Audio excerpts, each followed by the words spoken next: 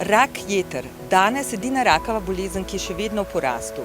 Pri tem pa je ozaveščenost splošne javnosti bistveno nižja v primerjavi z ostalimi raki.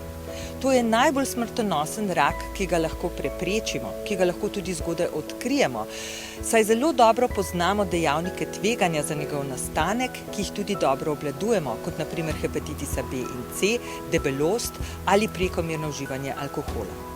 Spoznajte raka jeter in ga preprečujte. Soočanje z diagnozo raka nikoli ni enostavno. Takrat se čas ustavi.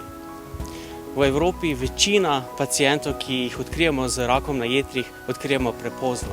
Zato moramo sodelovati vsi partnerji, da čim hitreje odkrijemo raka na jetrih, ker to zelo izboljša možnosti, ki jih imamo kot pacienti. Skupaj smo močnejši.